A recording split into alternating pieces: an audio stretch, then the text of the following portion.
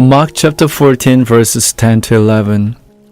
Then Judas Iscariot, one of the 12, went to the chief priests to betray him to them. And when they heard it, they were glad and promised to give him money. So he thought how he might conveniently betray him. Many chances were given to Judas Iscariot to repent and become a true follower of Jesus. However, these opportunities only made him more stubborn and determined to betray his master. When Jesus vindicated Mary's act of love and said that she was preparing him for his burial, Judas was deeply disappointed. Even though all 12 disciples wanted Jesus to be crowned as an earthly king, Judas was the most ambitious. He was unwilling to give up his hopes of worldly glory, and as Jesus washed his feet, he made up his mind to betray him. He was sure that Jesus would not submit to the chief priests and Roman governor if he was handed over to them. It was his last political gambit for Jesus, yet he also took the opportunity to line his own pockets, asking the religious leaders how much he would be paid for his act of treachery. What made Judas betray Jesus? He had political ambitions and was driven by the desire for success and fortune. When he heard about Jesus, he was confident that Jesus was the right person to hang his hopes upon.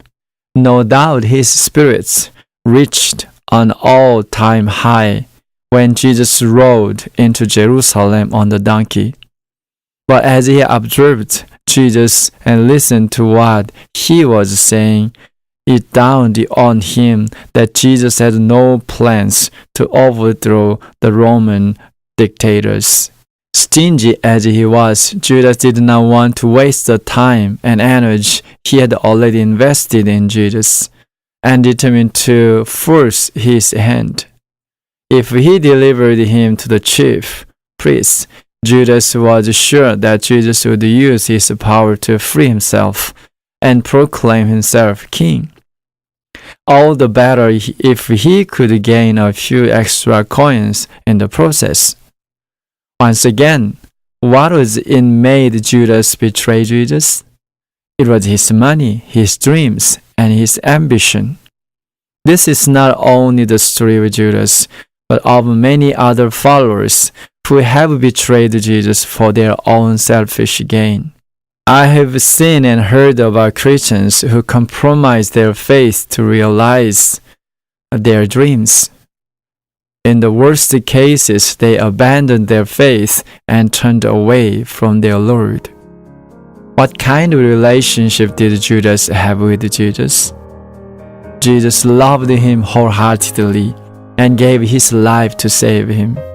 But in Judas' mind, he had entered into a contract with Jesus, one that stated, as long as I can gain something from him, I will stay with him.